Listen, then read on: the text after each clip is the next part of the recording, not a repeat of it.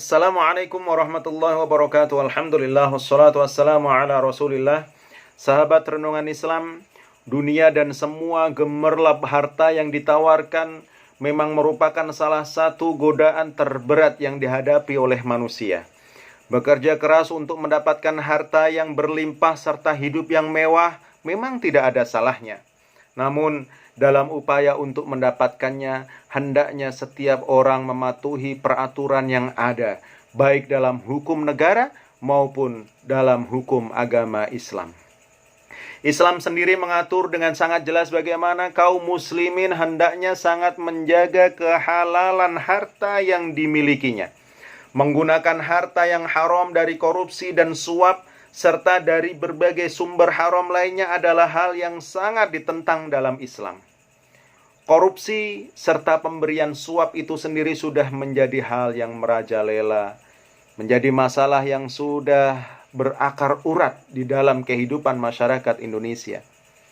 Dalam Islam sendiri ada beberapa istilah yang sering dikaitkan dengan korupsi atau suap, atau apapun itu yang berupa pemberian sesuatu, baik berupa uang maupun barang, kepada seorang petugas di luar gaji mereka. Di antaranya yang pertama adalah suap atau yang biasa disebut riswah. Suap atau sogokan atau uang pelicin pada umumnya diberikan kepada seorang petugas dengan harapan agar dimudahkan urusannya.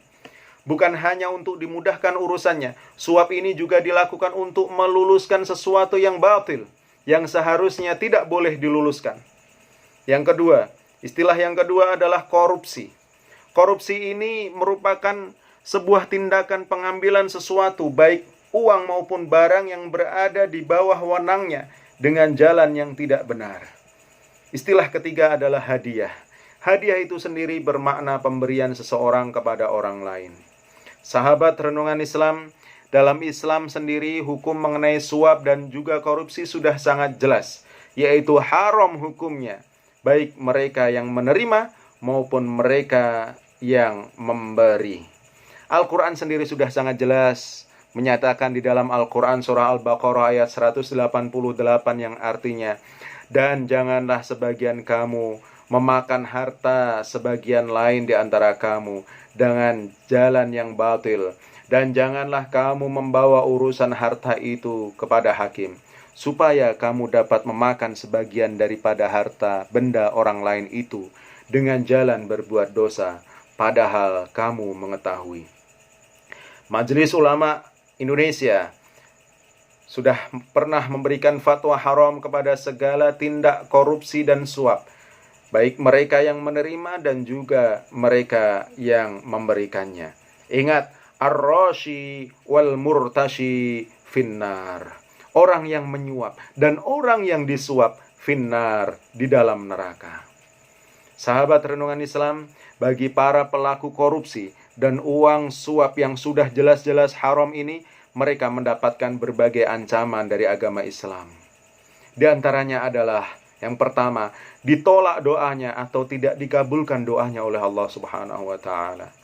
Yang kedua, melakukan suap masuk dalam salah satu, melakukan suap termasuk dalam salah satu dosa besar, dan ancamannya adalah laknat, yang berarti mereka akan dijauhkan dari rahmat Allah Subhanahu wa ta'ala.